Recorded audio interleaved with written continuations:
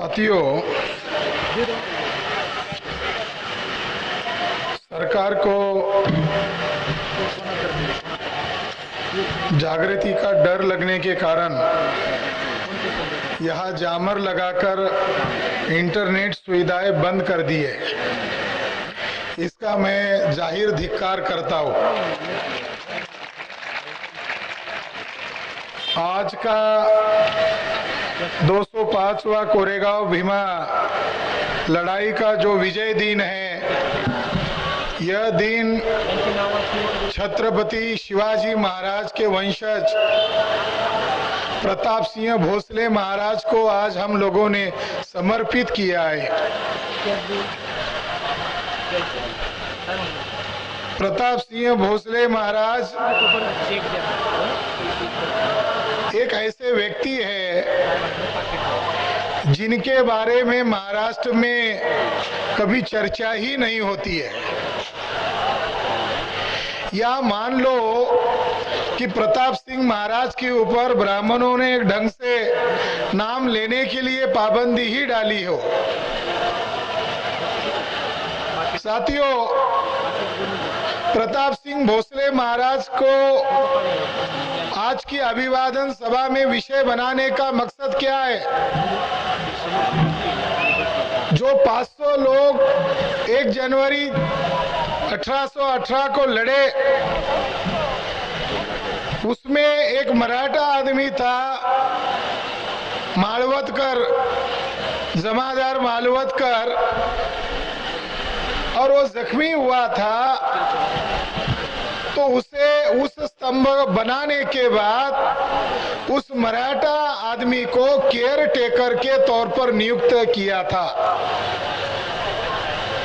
जब भिड़े एक बोटे ने 200 साल के उपलक्ष्य में यहाँ पर फसाद किया और उसके संबंध में कोरेगांव भीमा जांच आयोग के सामने भिड़े एक बोटे नंगा होना शुरू हुआ, तो आरएसएस और बीजेपी के ब्राह्मणों ने जिसको केयर टेकर के तौर पर कोरेगांव भीमा के स्तंभ के पास में रुकाया, जमीन दिया, उसके विद्यमान वंशज जो अपने आप को वकील कहते हैं, एक नौजवान मालवतकर को भिड़े एक बोटे के द्वारा एक किताब लिखी गई जो मेरे पढ़ने में आई,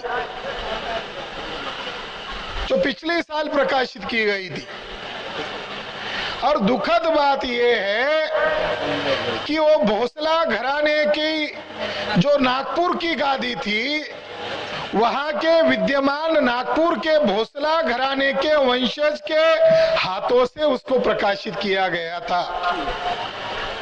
साथियों, उस किताब में एक बात लिखी गई, एक झूठ लिखा गया, और झूठ ये लिखा गया कि 1 जनवरी 1818 को जब युद्ध हो रहा था, तब बाजीराव यहाँ पर मौजूद था। 28,000 की फौज को लेकर यहाँ मौजूद था और 500 लोग उस युद्ध को लड़ रहे थे। तब बाजीराव के साथ सतारा का राजा प्रताप सिंह भोसले महाराज मौजूद थे, ऐसा उस किताब में लिखा गया। ये सबसे बड़ा झूठ है, और ये झूठ आरएसएस और बीजेपी के ब्राह्मण लोग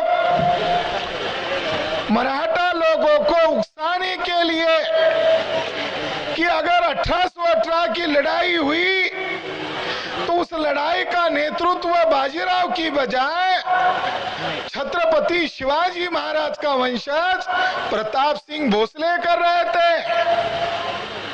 अगर प्रताप सिंह भोसले महाराज इस लड़ाई में मौजूद थे तो उन 500 लोगों ने प्रताप सिंह भोसले महाराज को हराया।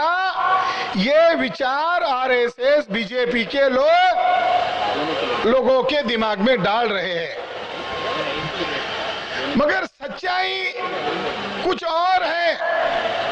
और सच्चाई ढूंढने के बाद पता चला कि प्रताप सिंह भोसले महाराज 1 जनवरी 1818 में भीमा कोरेगांव के तट पर बाजीराव के साथ मौजूद नहीं थे।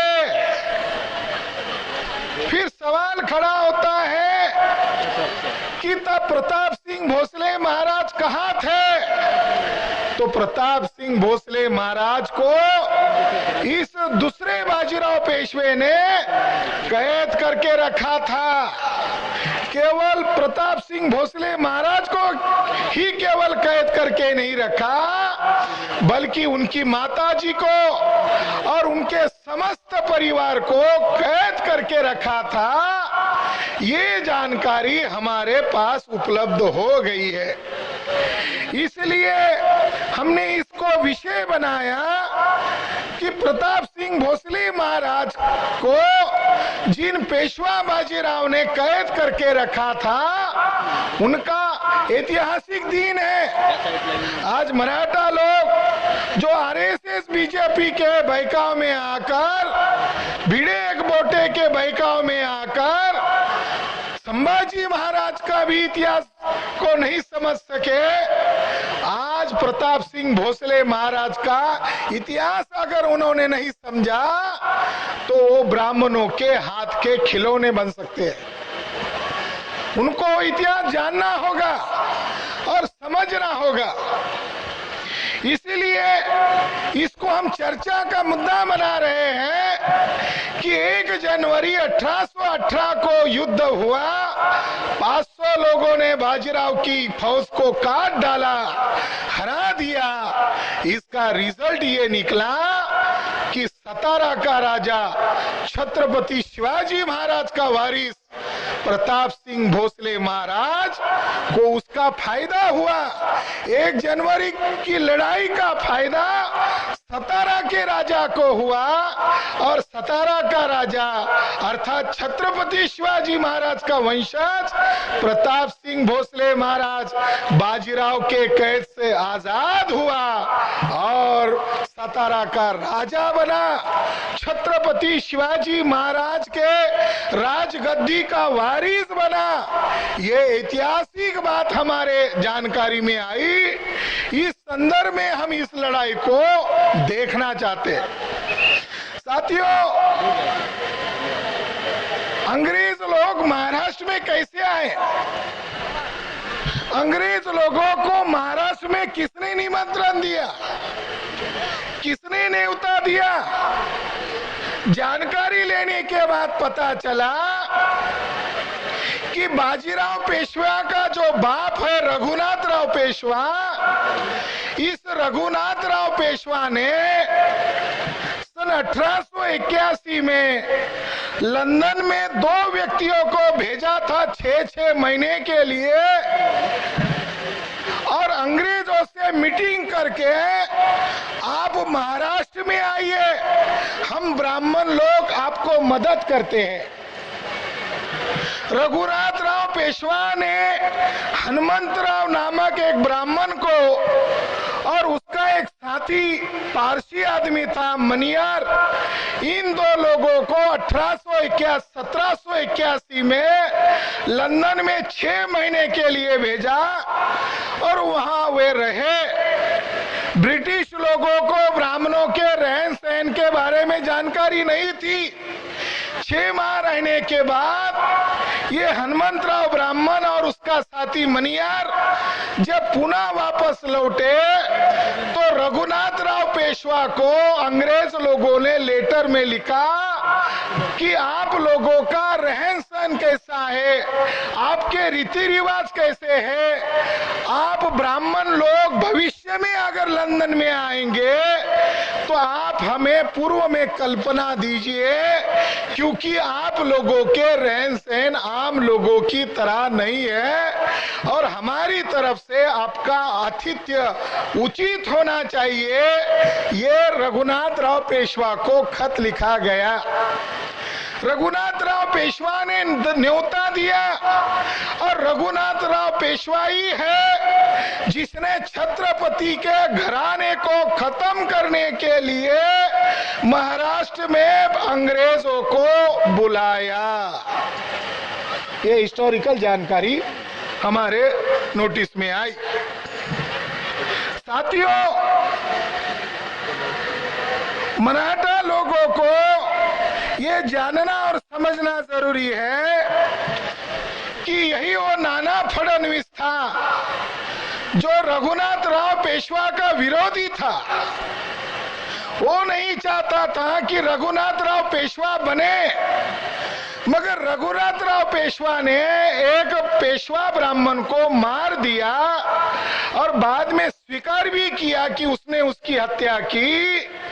तो रघुनाथ राव को प्रायश्चित के तौर पर नासिक में त्र्यंबकेश्वर में रखा था और वहां से बैठकर उसने नाना को कन्विंस किया, नाना यानी नाना फडणवीस को, और नाना फडणवीस का जिसके साथ जम नहीं रहा था उसके साथ उसको जमाना पड़ा, क्योंकि नाना को लगने लगा कहीं अगला मैं तो नहीं हूं मरने वाला। तो नाना फडणवीस रघुनाथ पेशवा के दबाव में आया और सन 1796 में बाजीराव पेशवा पद का हकदार बना। तो मराठा लोगों को जानना समझना जरूरी है कि ये नाना फडणवीस कितना दुष्ट आदमी है। बॉम्बे प्रेसिडेंसी का एक गैजेटियर है, पुणे विभाग का, खंड नंबर 14, भाग नंबर 3 और पेज नंबर 249। ये गैजेटियर 1885 में प्रकाशित हुआ। इस गैजेटियर में एक बहुत महत्वपूर्ण बात का जिक्र आया है और इस बारे में मराठा लोगों को छोड़ो, मराठा विद्वानों को तक मालूम नहीं है। इस गैजेटियर में एक बात का जिक्र आया कि नाना फडणवीस शिवाजी महाराज जहां पैदा हुए उस जुन्नर गुफा की ओर चले गए। उसने देखा कि यहाँ बुद्ध गुफाएं हैं और उसके ऊपर वो कब्जा करना चाहता था। इसलिए जुन्नर गुफा जहाँ शिवाजी महाराज पैदा हुए उसके नीचे उसने एक बुरुज बनाने की, एक गढ़ी बनाने की योजना बनाई, मगर वहां के जुन्नर के आसपास के गांव वालों को इकट्ठा करके नाना फडणवीस ने ये कहा कि रात में मुझे एक देवता ख्वाब में आई और उसने मुझे बताया ये तू जो यहाँ बिल्डिंग बना रहा है या बुरुज बना रहा है ये तब तक काम सफल नहीं होगा जब तक इसके नीचे किसी मराठा दाम्पत्य को दाबकर इसके ऊपर तुम बिल्डिंग खड़ा नहीं करोगे, तब तक ये बिल्डिंग खड़ा नहीं हो सकती। तो उसने उन लोगों को अपील किया, कोई आदमी तैयार नहीं हो रहा था। तो जुन्नर गांव के आसपास एक मराठा व्यक्ति तैयार हुआ और उस मराठा व्यक्ति ने अपने प्रिय पुत्र और अपनी बहू जो अभी अभी शादी हुई है, अपने प्रिय पुत्र और अपनी बहू को बलि चढ़ाने के लिए राजी हुआ और नाना फडणवीस ने उस व्यक्ति को, उस बाप को, मराठा व्यक्ति को वहां पर जो गांव था बगल में, उस लोहवाड़ी नामक गांव था, उस लोहवाड़ी गांव का उसको पुलिस पाटिल बनाए। यानी कितने क्रूर थे। हम लोगों ने इतिहास में पढ़ा, मुगलों के दस्तावेजों में पढ़ा कि अछूत लोगों की बलि दी जाती थी, मगर पेशवा ब्राह्मण नाना फडणवीस मराठाओं का बलि दे रहा है। और आज वही जुन्नर गुफा में एक गुफा को गणपति का अष्टविनायक मंदिर कहकर पूजा की जा रही है, वो नाना फडणवीस के कारण है, जो मूलतः बौद्ध स्तूप है। साथियों, एक जानकारी ये मिली कि मराठा लोगों के बारे में ब्राह्मण लोग क्या राय रखते थे। मराठा लोगों के बारे में क्या राय रखते थे, इसके संदर्भ में 1 जनवरी 1818 का युद्ध खत्म होने के बाद जो इस युद्ध का मास्टरमाइंड था एल्फिस्टन, एल्फिस्टन ने सातारा के अंदर ग्रैंडअप नामक व्यक्ति को रखा जो राजा का मुख्य सलाहकार था। ग्रैंडअप को एल्फिस्टन ने पूछा, पूना की तो हमको जानकारी मिल गई है, मगर सातारा के अंदर क्या चर्चा हो रही है? पेशवा ब्राह्मणों का राज खत्म हुआ है, तो मराठा लोगों में क्या चर्चा हो रही है? तो ग्रैंडअप ने 23 मार्च 1819 में ये लिखकर भेजा कि सातारा के अंदर जो ब्राह्मण लोग हैं, ये ब्राह्मण लोग मराठा लोगों को बंदर से ज्यादा महत्व नहीं देते हैं। ग्रैंडअप एक बड़ा इतिहासकार माना जाता है, उसने लिखा कि सातारा के अंदर ब्राह्मण लोग मराठाओं को बंदर से ज्यादा अहमियत नहीं देते हैं, और जो विद्वान और शुद्ध ब्राह्मण हैं वो पूछते हैं कि शाहू राजा एक सातारा में शिवाजी महाराज का ऐसा राजा हुआ, उसको मालूम था, ब्राह्मण बोलते हैं, उसको मालूम था कि मेरी खानदान में, भोसला की खानदान में कोई लायक राजा पैदा नहीं हो सकता, इसलिए शाहू राजा ने पेशवा ब्राह्मणों को सारे अधिकार दिए हैं। ऐसा आम पब्लिक में ब्राह्मण खुलेआम बोलते हैं, और ये भी बोलते हैं कि जो राजा अब वर्तमान में है प्रताप सिंह भोसले महाराज, इसके अंदर कोई कुवत और क्षमता नहीं है। साथियों, ये 1819 की बात है। ब्राह्मण छत्रपति घरानों के संदर्भ में ये कहते हैं कि हम उनको बंदर से ज्यादा महत्व नहीं देते हैं, मगर 1834 में लॉर्डविक नामक जो अंग्रेज अधिकारी था और अंग्रेजों के साथ प्रताप सिंह भोसले महाराज का विवाद शुरू हो गया था, उसकी जांच करने के लिए लॉर्डविक महोदय जब प्रताप सिंह भोसले महाराज को मिले तो प्रताप सिंह भोसले महाराज ने कबूल किया कि मेरे पुरखों से ये गलती हुई है, मेरे पुरखों ने पेशवा ब्राह्मणों को ज्यादा ही महत्व दिया, इतना ज्यादा महत्व पेशवा ब्राह्मणों को नहीं देना चाहिए था, और उसका खामियाजा हम लोगों ने भुगता है। और राजा को सत्ता, व्यवस्था, न्यायपालिका, मिलिट्री, ये सारे अधिकार अपने पास रखने चाहिए थे, और मेरे पुरखों ने ये सारे अधिकार पूना में बैठे हुए पेशवा ब्राह्मणों को दिए हैं। मैं इस गलती को स्वीकार करता हूं। साथियों, पेशवा ब्राह्मण लोग कितने षड्यंत्रकारी ब्राह्मण थे, इसके संदर्भ में जानकारी लेने के बाद हम आते हैं 1817 में क्या हुआ।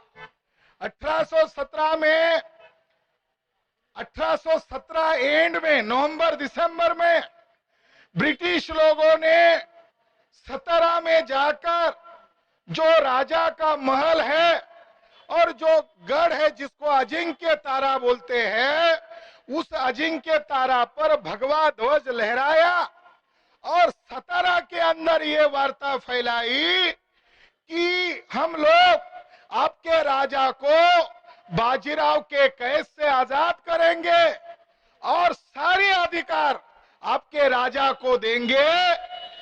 पुना में बैठा हुआ ब्राह्मण फैसला नहीं करेगा, बल्कि आपका राजा फैसला करेगा। साथियों, अंग्रेज लोगों ने एक योजना बनाई कि नाम मात्र राजा को रखा है और सर्व अधिकार पेशवा ब्राह्मण के पास है। अगर पेशवा ब्राह्मण के अधिकार को खत्म कर दिया जाए और राजा को पूर्ण अधिकार दिया जाए तो कैसा रहेगा? मगर राजा को अधिकार तब दे सकते हैं जब राजा बाजीराव के कैद से आजाद हो सकता है। साथियों, राजा कैद में था, वासोटा नामक किला में उसको कैद करके रखा था, और 1 जनवरी को जो यहां पर युद्ध हुआ, इसका नतीजा ये हुआ कि प्रताप सिंह भोसले महाराज यह बाजीराव के कैद से आजाद हो गए। अगर ये लड़ाई उन 500 लोगों को हमारे राजा को आजाद करने के लिए प्रेरणा दे रही थी, तो इस लड़ाई को राष्ट्रद्रोह कैसे कहा जा सकता है, जिस लड़ाई का मूल मकसद ही छत्रपति शिवाजी महाराज के संतान को इन हैवान जंगली पेशवा ब्राह्मणों से आजाद कराना, अगर ये मकसद है, तो उस लड़ाई को आज आरएसएस, भिड़े एक बोटे, फडणवीस, मोहन भागवत के लोग इस लड़ाई को देशद्रोह कह रहे हैं। इसका मतलब ये है कि ब्राह्मण लोग छत्रपति के वारिस के साथ जो धोखेबाजी की, इसके ऊपर पर्दा डालना चाहते हैं, और हम ये पर्दा उठाना चाहते हैं। साथियों, छत्रपति प्रताप सिंह भोसले महाराज 1 जनवरी 1818 के जंग के कारण आजाद हुए। आजाद होने के बाद अंग्रेज लोगों ने उसको राजा और सम्राट घोषित किया, उसको जहांगीर बनाया, और उसको स्वतंत्र राजवट दी गई। राजा ने अंग्रेजों के साथ तहनामा किया, करार किया, और करार करके राजा को संपूर्ण अधिकार दिए गए, और राजा सातारा के राजगद्दी पर बैठकर छत्रपति शिवाजी महाराज के नाम से राज चलाना शुरू कर दिया।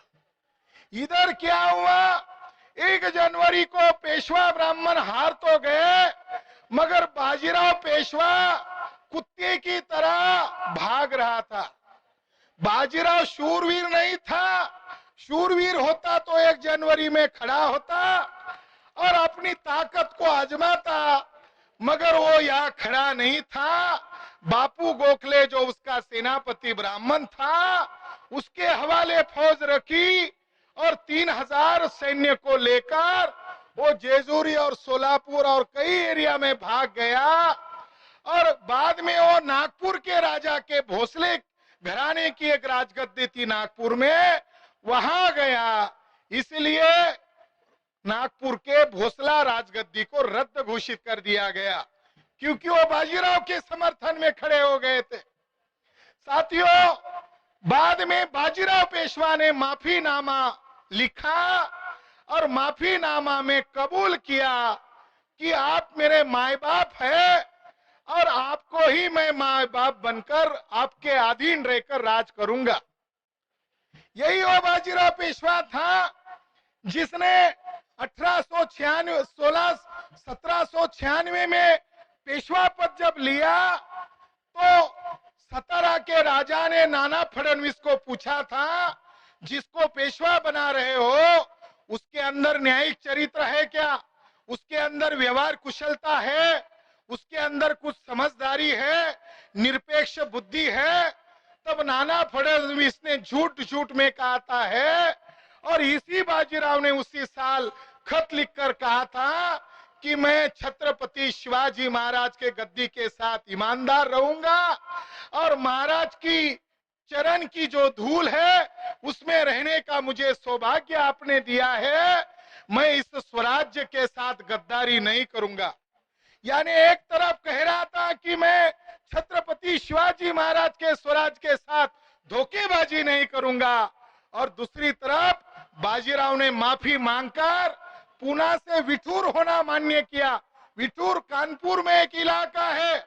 ब्राह्मणों की मान्यता है कि जब सीता वनवास में गई थी और राम ने सीता के ऊपर शंका जताई थी, तो वाल्मीकि का आश्रम जिस जगह पर था, ब्राह्मणों की मान्यता थी वो कानपुर का विठूर इलाका है। तो ब्राह्मणों को, अंग्रेजों को मालूम था, तो अंग्रेजों ने उसको उधर भेजा जहां वाल्मीकि की कथा याद दिलाई जाती थी, और वो पेंशनर के तौर पर उधर गया, पेंशनर के तौर पर उधर गया, और यहाँ सतारा में राजा राजा बन गया। और ये 1 जनवरी के लड़ाई का नतीजा है। राजा को आजाद करने के लिए हमारे पुरखों ने कुर्बानी दी, और ये प्रेरणा थी, इसलिए उन्होंने किया। साथियों, राजा राजा बनने के बाद उसने 17 जिले का सर्वे किया। सर्वे करने के बाद 10,000 लोगों का सर्वे किया, और सर्वे करने के बाद उसको पता चला कि 40 विद्यालय है, 40 पाठशालाएं हैं, और वो केवल ब्राह्मणों की है। शूद्र लोगों के लिए, मराठा लोगों के लिए सतारा में एक भी पाठशाला नहीं है।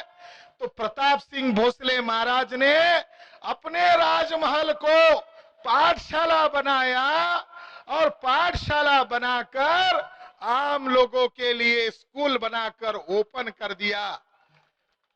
1832 में इसी राजा ने लड़कियों के लिए तक पाठशाला खोली। इतिहास भी बदला लेता है। इतिहास में ये बदला लिया गया, जिस महल को राजा ने पाठशाला बनाया, उस महल में सूबेदार रामजी बाबा के लड़के भीमराव अंबेडकर उसी स्कूल में एडमिशन लिया, उसी स्कूल में पढ़े, और इतिहास में छत्रपति का अपमान करने वालों का बदला भारत के संविधान के द्वारा लिया। क्योंकि सूबेदार रामजी बाबा को मिलिट्री में जाने का अवसर 1 जनवरी के जंग से ही मिला। अछूतों को मिलिट्री में जाने का अधिकार इसी लड़ाई के कारण मिला। साथियों, जब राजा राजा बन गया, उसने नहर बनाई, उसने रास्ते बनाए। अंग्रेज लोग कहते थे ये सिविल इंजीनियर से भी बड़ा इंजीनियर है। उसने कैनाल बनाए, और अपने नगर को एक सुंदर नगर में तब्दील किया। उसको याद था, राजा का ये प्रण था, राजा का ये ख्वाब था कि मेरे पुरखों को इन ब्राह्मणों ने कम समय में मारा है, शायद कल मुझे वो मार सकते हैं। राजा को ये वो दिन याद थे कि जब वो छोटे थे, तब प्रताप सिंह भोसले महाराज को ब्राह्मण लोग ट्रेनिंग देते थे। केवल घुड़सवारी का ट्रेनिंग देते थे, तीर कमान का ट्रेनिंग देते थे, धनुष से चलाने का ट्रेनिंग देते थे। और उनकी माता ये देखती थी कि ब्राह्मण उनको पढ़ाई लिखाई का ट्रेनिंग नहीं देते हैं। जब वो फ्री होते थे, तो रात के 2 और 3 बजे महारानी अपने बच्चे को गोद में लेकर बैठती थी, और प्रताप सिंह महाराज को पढ़ना लिखना सिखाती थी। राजा को इस बात का गर्व था कि उसकी माता ने उसको पढ़ाया, और राजा को ऐसा लग रहा था कि भविष्य में ब्राह्मण लोगों को मेरे राज दरबार से मैं खदेड़ दूं, और सभी मराठा लोगों को, शूद्र लोगों को मेरे राज दरबार में ऊंचे ऊंचे ओहदे पर लूं। इसलिए राजा ने शिक्षा का आंदोलन शुरू किया। साथियों, 1 जनवरी 1818 की वजह से 17 में राजा राजा बन गया, और लगभग 17 साल राज किया, और यशस्वी राज किया। अंग्रेज लोग उसके ऊपर इतना खुश हुए कि जो ब्रिटिश सरकार की कंपनी थी, ईस्ट इंडिया कंपनी, और उसके अंदर जो मालिक थे, 26 मालिक थे, उन्होंने अपने हस्ताक्षर से राजा की वाहवाही की, और ये कहा भारत में जितने रियासतें हैं उसमें आप अव्वल नंबर के हो। इसलिए राजा को भेंट में तलवार दिया गया और सम्मान पत्र दिया गया। साथियों, राजा और अंग्रेज लोग मिलकर सतारा और महाराष्ट्र का कल्याण कर रहे थे, मगर राजा का इस मामले में अनबन शुरू हो गया कि राजा को कुछ बारे में, कुछ अधिकार के बारे में प्रतिबंध लगाना शुरू हो गया। राजा का ये कहना था कि जैसा मैंने करार किया है उसके अनुसार आप लोगों ने मुझे अधिकार दिए हैं और आप लोग मुझे उस अधिकार का पालन करने के लिए प्रतिबद्ध है। मगर ब्राह्मण लोग, जिसमें सबसे बड़ा षड्यंत्रकारी ब्राह्मण जिसका नाम है पंत पेशवा ब्राह्मण, बालाजी पंत पेशवा ब्राह्मण, उस प्रशासन में सातारा में था, अंग्रेजों का पेंशनर था और 25,000 रुपए पेंशन लेता था। उस बालाजी पंत नातू पेशवा ने षड्यंत्र किया और अंग्रेज अधिकारी को और बॉम्बे सरकार को भड़काने का काम किया।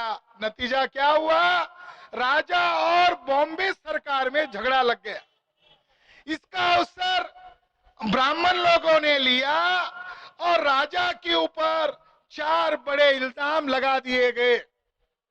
1 जनवरी याद रखो, 1 जनवरी के कारण राजा बना, 17 साल राज किया, मगर छत्रपति शिवाजी महाराज के वंशज को छलने का काम, दुख देने का काम, यातनाएं देने का काम जिन ब्राह्मणों ने किया, उस ब्राह्मण में पेशवा ब्राह्मण था जिसका नाम है बालाजी पंत नातू पेशवा। उसका एक साथी था उंताजी और उसको मदद करने वाला एक अंग्रेज अधिकारी था जो सातारा राजा का रेसिडेंट था, कर्नल ओवंस। कर्नल ओवंस को खरीद लिया गया और राजा के खिलाफ 4 बड़े बड़े आरोप लगा दिए गए। पहले नंबर का आरोप यह लगाया कि राजा ने अंग्रेजों के 2 लोगों को फोड़ा है।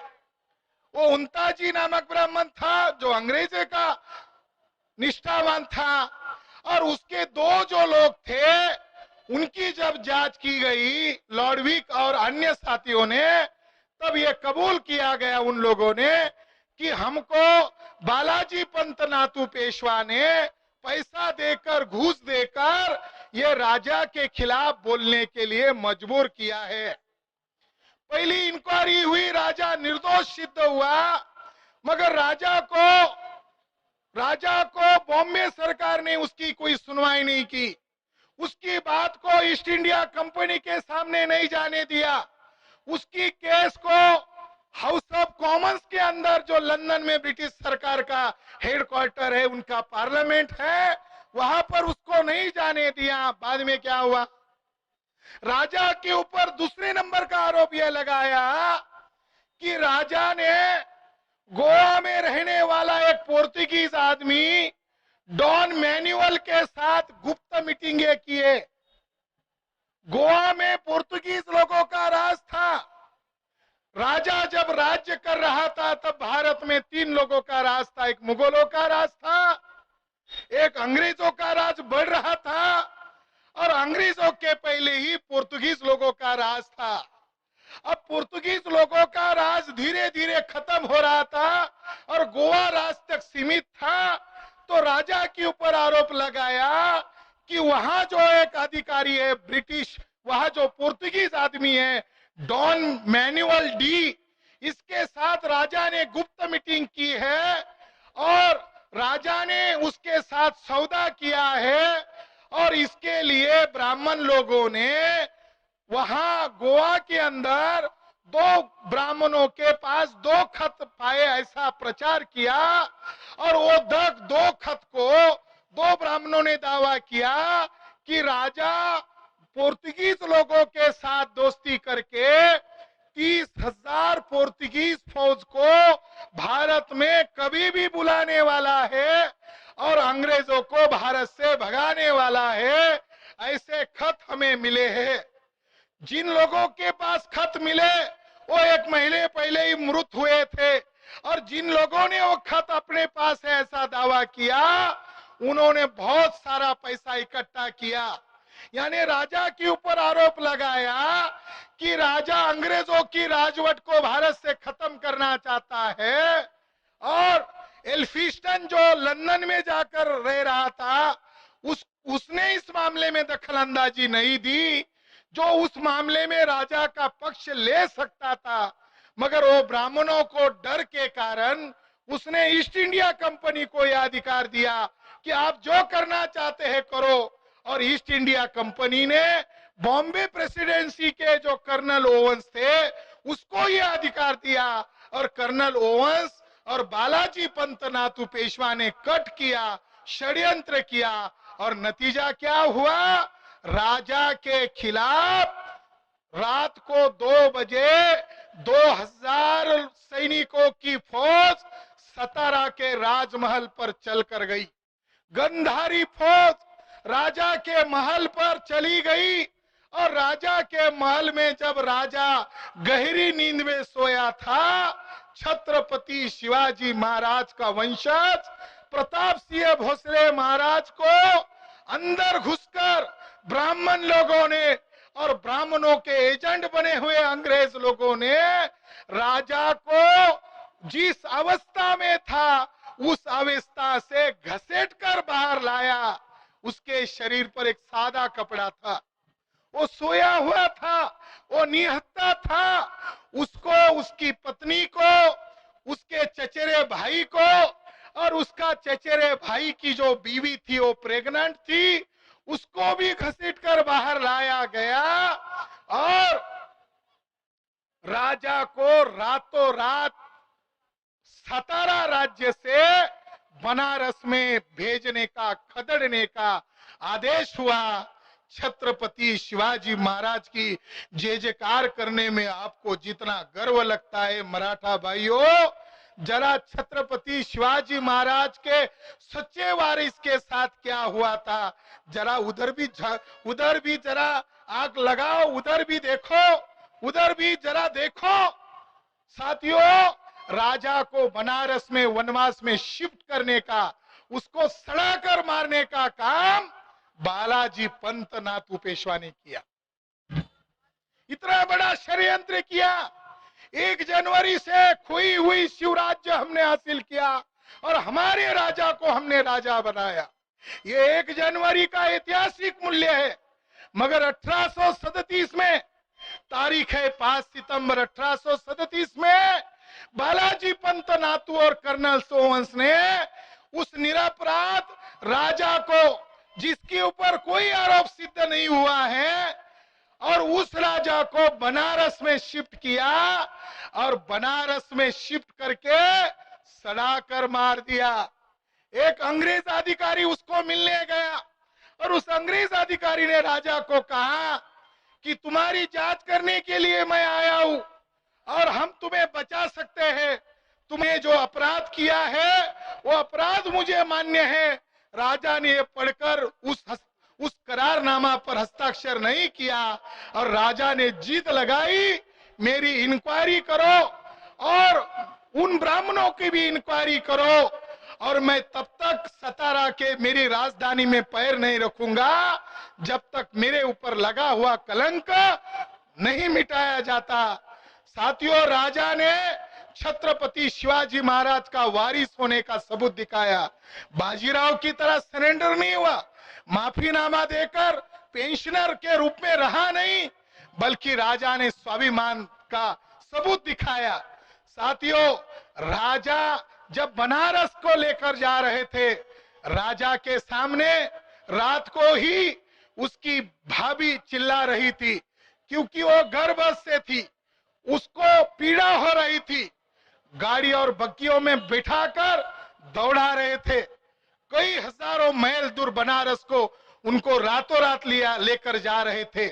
उस दरमियान उनका चचेरा भाई अंग्रेज अधिकारियों को और ब्राह्मणों को हाथ जोड़कर विनती कर रहा था कि मेरी पत्नी, जिसके पेट में भविष्य का राजा है, उसके साथ आप ऐसा बर्ताव मत करो।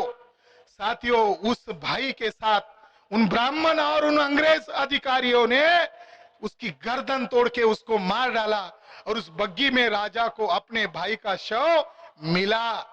यानी कितना बड़ा षड्यंत्र हुआ है सतारा के राजा के साथ, कि राजा के भाई को बीच सड़क में मार दिया गया और झाड़ियों में शव को फेंक दिया गया। जिस तरफ वो महिला चिल्ला रही थी,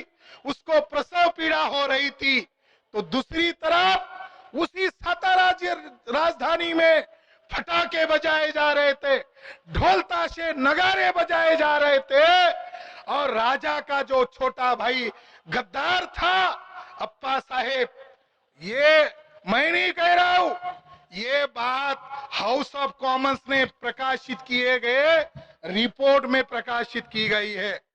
साथियों, हाउस ऑफ कॉमन्स यानी लंदन की राजधानी, ये रिकॉर्ड हम लोगों ने लंदन से हासिल किया। अच्छा हुआ मालवतकर ने ब्राह्मणों की सुपारी लेकर, अच्छा हुआ मालवतकर ने ब्राह्मणों से सुपारी लेकर झूठ बोला, तो हमारी भी जिज्ञासा बढ़ गई कि राजा 1 जनवरी में भीमा कोरेगांव में था। तो हमने जांच करने के लिए लंदन से हाउस ऑफ कॉमन्स यानी लोकसभा, भारत में कहते हम लोकसभा की तरह हाउस ऑफ कॉमन, और दूसरा है हाउस ऑफ लॉर्ड्स, 2 हाउस है, वह राज्य, यहाँ की राज्यसभा, वह हाउस ऑफ लॉर्ड्स। तो हाउस ऑफ कॉमन्स में ये केस चला, और जिस आदमी ने केस लड़ा उस आदमी का नाम आज इस विचार मंच को है, रंगो बापूजी गुप्ते। कायस्थ आदमी लड़ा, वहां लड़ाई लड़ा जा रहा था, ब्राह्मणों ने कहा जाति बहिष्कृत करेंगे, जाकर आया तो पंक्ति भोजन में नहीं बिठाया, अपमानित किया, प्रताड़ित किया। इस रंगो बापूजी गुप्ते वही रंगो बापूजी गुप्ते हैं जिनके पुरखे शिवाजी महाराज के साथ निष्ठावान थे, और यही रंगो बापूजी गुप्ते थे जो वो उस समय का विद्यमान राजा के साथ वफादार थे। वहां इसके अंदर लिखा हुआ है कि राजा जब उधर परेशान था, अपने भाई के शव को देखकर रो रहा था, अपनी भाभी की पीड़ा को देख रहा था, महसूस कर रहा था, उसी समय सातारा में नगाड़े बजाए जा रहे थे, फटाके बजाए जा रहे थे, और नया राजा नियुक्त किया जा रहा था। और वो राजा कोई अच्छा राजा होना चाहिए। तो राजा कौन था? राजा का ही भाई अप्पा साहेब भोसले, जिसको बाद में शाहजी भोसले ये नाम दिया गया, और वो ब्राह्मणों के साथ मिला हुआ था और अपने भाई को खदेड़ने में ब्राह्मणों की मदद कर रहा था। अब हमको पता चल रहा है कि क्यों नहीं बोल रहा है कोई वारिस, क्यों नहीं बोल रहा है ये झूठ है।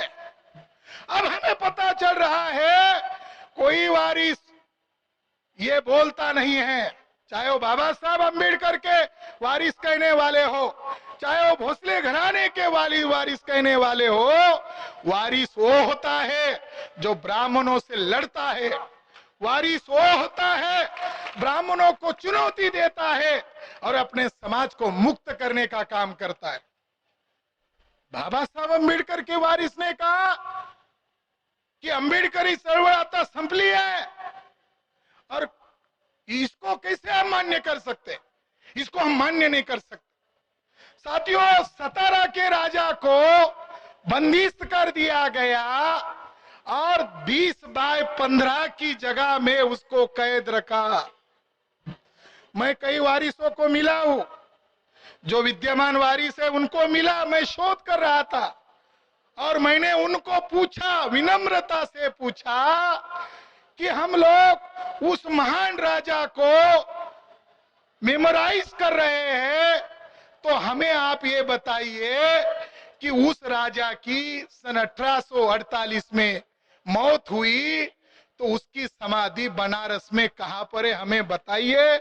वहां हमारे लोग हैं, ढूंढ लेंगे। तो आने वाले समय में जैसे हम 1 जनवरी को भीमा कोरेगांव में इकट्ठा होते हैं, तो भविष्य में हम प्रताप सिंह भोसले महाराज का स्मृति दिन बनारस में सेलिब्रेट करेंगे। जिस राजा ने सरेंडर नहीं हुआ, जो राजा लड़ता रहा, उस राजा को, उनके खानदान को हमने पूछा, विनम्रता से पूछा, हमें उधर से जवाब मिला, आम्हाला पण माहित नाही, तुम्हाला माहिती झाल्यावर आम्हाला कळवा। साथियों, उन्होंने कहा हमें पता नहीं है, आपको मालूम होगा तो हमें भी बताओ। तो हमने उन लोगों को कहा जरूर बताएंगे, मगर शर्त है 1 जनवरी को अभिवादन करने के लिए आप भी हमारे साथ चलो,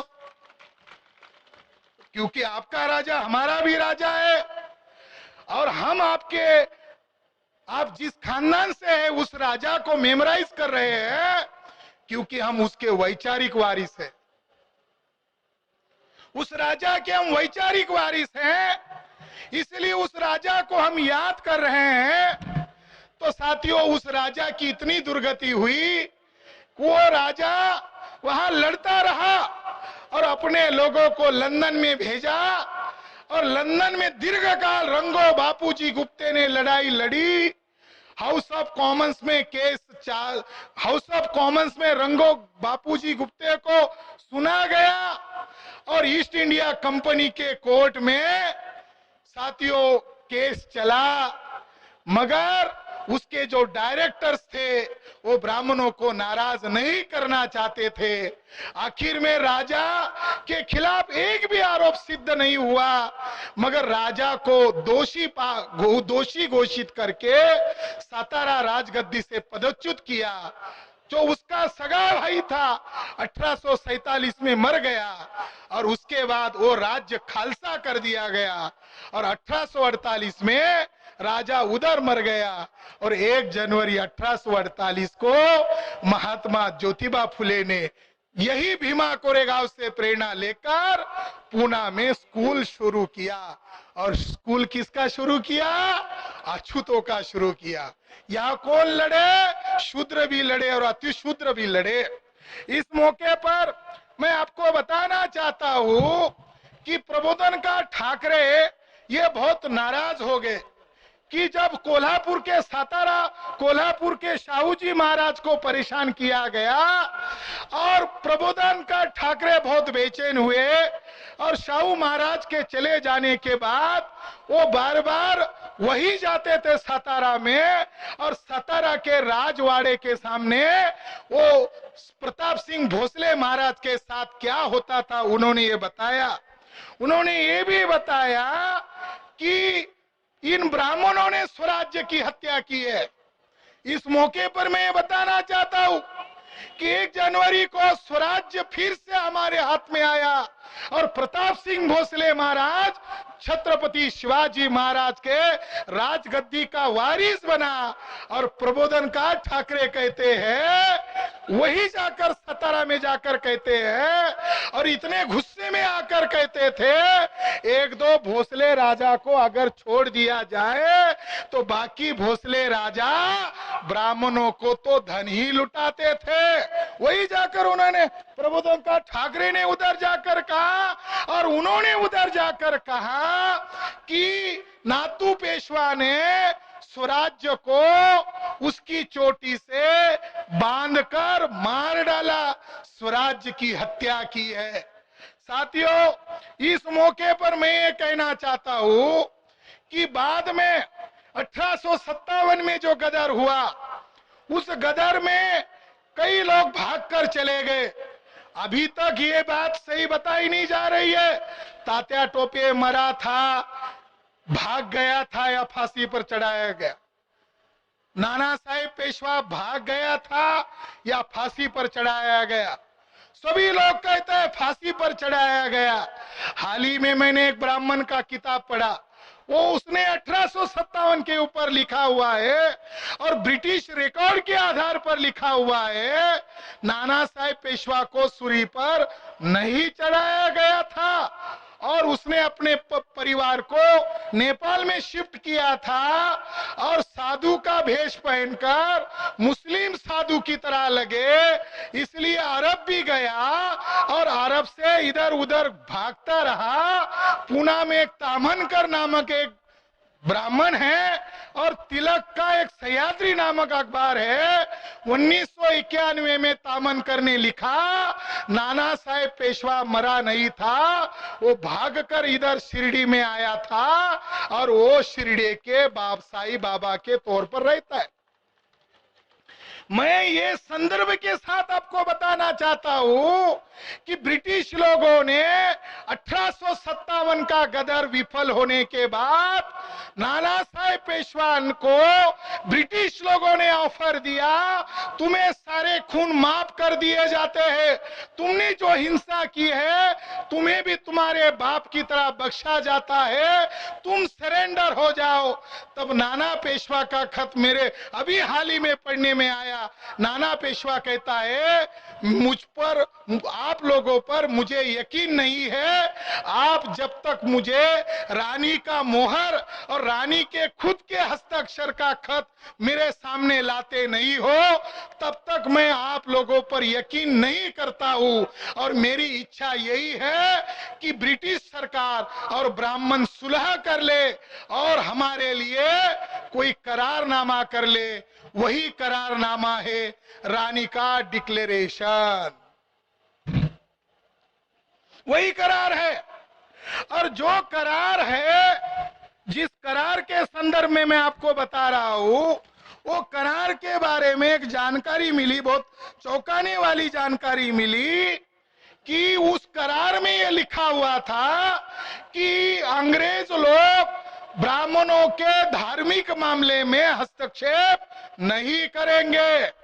जब जब मामला ब्राह्मणों के खिलाफ बढ़ता गया तब ब्राह्मण अंग्रेजों को यही चिल्लाते थे कि आप हमारे धार्मिक मामले में हस्तक्षेप न करो, ऐसा आपने डिक्लेरेशन दिया है।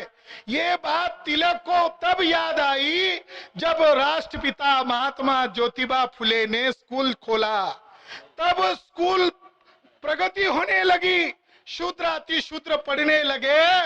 तब तिलक ने 2 अखबार निकाले थे। एक अखबार जो मराठी में था उसका नाम केसरी था, अंग्रेजी में अखबार निकाला उसका नाम द मराठा था। और मराठा का एक अंक है जिसकी तारीख है 26 मार्च 1882। बाल गंगाधर तिलक ने उसके ऊपर एक लेख लिखा, पेज नंबर 5 और 6 के ऊपर एक आर्टिकल लिखा जिसका शीर्षक है admission of Mahars, admissions Mahars boys into government school. एक आर्टिकल लिखा और उस आर्टिकल में ये तिलक ने ये बात लिखी। उस बात को मैं यहाँ उजागर करना चाहता हूँ क्योंकि लोग आजकल, बीजेपी सरकार तिलक को भारत रत्न, सावरकर को भारत रत्न देने के लिए आग्रही है, तो ये उचित जगह है। आतंकवादी तिलक को नेकेड करने के लिए ये उचित जगह है।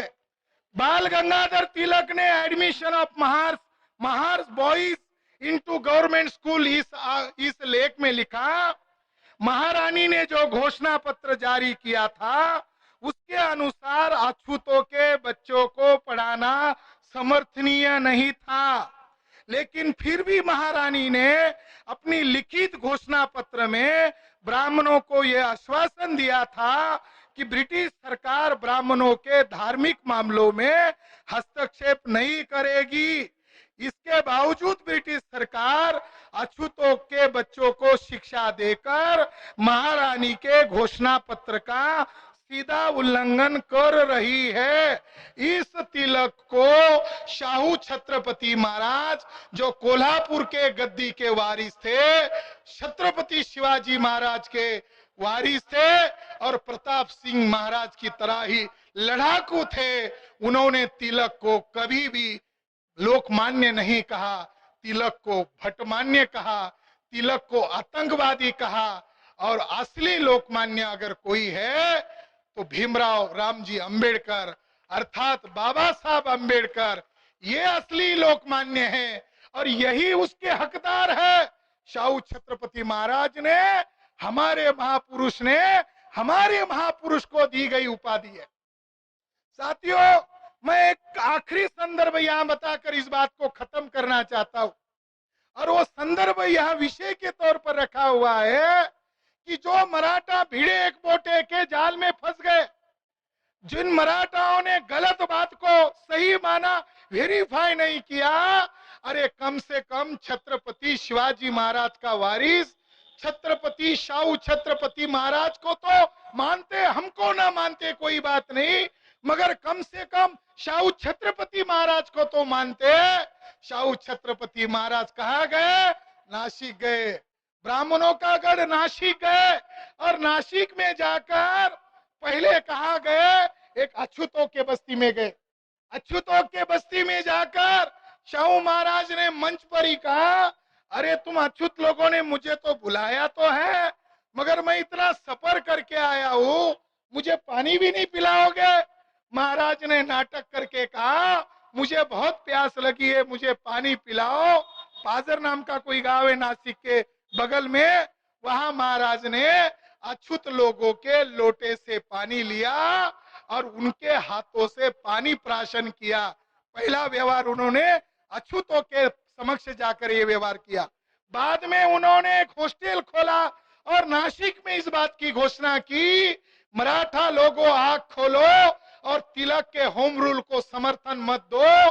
तिलक जो होम रूल कह रहा है, स्वराज्य कह रहा है, ये पेशवाई है, इसके जाल में मत फंसो। ये पेशवाई कितनी गंदी थी। अछूतों के गले में हांडी बांधा जाता था, पीछे झाड़ू बांधा जाता था। अच्छा हुआ उन नेक लोगों ने, 500 लोगों ने पेशवा राज को खत्म किया। उन लोगों के हमें ऋणी रहने चाहिए। जो मराठा लोग आज वर्तमान में भिड़े एक बोटे को इतिहासकार मान रहे, भिड़े एक बोटे आतंकवादी है, भिड़े एक बोटे का संभाजी महाराज के समाधि पर कोई अधिकार नहीं है। क्या भिड़े एक बोटे छत्रपति शिवाजी महाराज के वारिस है? क्या भिड़े एक बोटे जाति से मराठा है? उनका उस संभाजी महाराज के समाधि पर कब्जा करने का क्या औचित्य है? ये बात हमने पुरातत्व विभाग को लिखित में पूछा कि उसके मालिक कौन है, एक बोटे है, भिड़े है? तो उन्होंने जवाब दिया, उसके मालिक महाराष्ट्र सरकार है, हम हैं।